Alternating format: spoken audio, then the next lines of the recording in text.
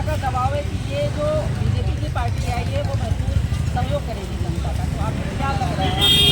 मुझे यही लग रहा है जो भारतीय जनता पार्टी जो आई है भारी बहुमत से उन्होंने जीता है और जो जनता से वादा किया है वो तो उनको निभाना ही पड़ेगा। अगर जनता का वादा अगर नहीं निभाएगा तो आगे से ये भी चले जाएंगे, तो लोग कहेंगे ये भी ऐसे ही है। तो इसलिए उनको काम करके दिखाना पड़ेगा, जनता को विश्वास देना पड़ेगा कि नहीं मैं काम ये करके दूंगा। ठीक है, अभी हमने जैसे इनसे बात की जी तो ये अंकल जी बहुत परेशान है कि भाई हमारा ना कोई इलाज हो पा रहा है, ना हमारी कोई पेंशन लागू हो पा रही है, तो इसके लिए क्या लग रहा है बीजेपी सरकार को कुछ नया कदम उठाना चाहिए था, परेशान ना हो? बिल्कुल उठाना चाहिए था। अगर वो ऐसा नहीं करेंगे तो फिर तो दिक्कत ही है, उनमें और इनमें क्या फ़र्क रह जाएगा। इसीलिए उनको बिल्कुल मजबूती से और बिल्कुल कड़क से उनको जवाब देना है, जनता को सामने लाना है जो हाँ मैं ये करके दिखा रहा हूँ। जैसे दवाई के मामले में होगा, जैसे ऑनलाइन कोई फार्म भरता है तो उनका काम तुरंत होना चाहिए।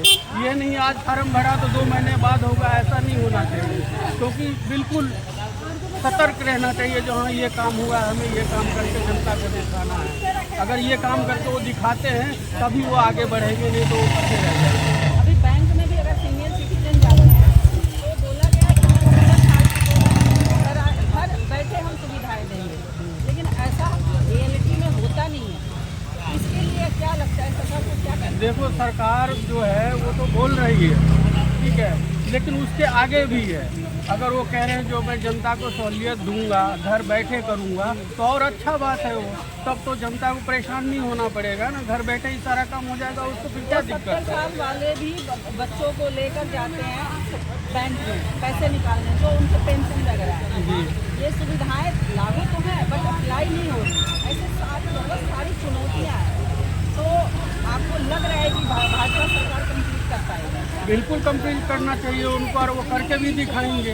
क्योंकि मोदी है तो नमकीन है, क्योंकि मोदी का जो बात है वो अगर वो बोलते हैं तो वो सच्ची बोलते हैं। हाँ वो करके दिखाना पड़ेगा उनको, वो दिखाते भी हैं। इसीलिए उनको ही लोग चॉइस करते हैं जो हाँ बीजेपी की सरकार आई है तो उनमें दम है। ठीक है, अगर ये 5 साल अच्छे से काम किया तो क्या लग रहा है अगली बार? हाँ अगली बार भी वही आएंगे, बिल्कुल आएंगे वही।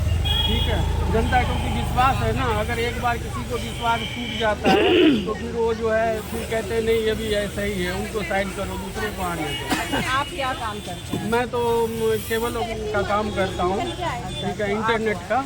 अच्छा, आप जो काम कर रहे हैं उससे आपका घर का गुजारा बच्चा चल जाता है? गुजारा क्या चलेगा, 20,000 रुपये सैलरी मिलती है, वो किराया में, और ऐसे उस समय खाने पीने में सब खत्म हो जाता है, बचता ही नहीं है, तो आगे हम क्या करेंगे।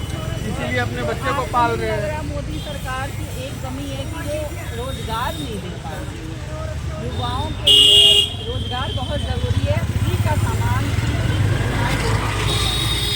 देखो फ्री का सामान तो हम लोगों के लेने की आदत नहीं है, क्योंकि हमें पता है जो अगर सरकार फ्री दे रही है वो हमारे जेब से ही निकाल के दे रही है। GST के बाद इसीलिए हमें वो फ्री का चीज़ नहीं चाहिए। सरकार काम करके दिखाए जो हाँ मैंने ये काम किया है, नौकरी दे लोगों को और सैलरी भी बढ़ाए लोगों को।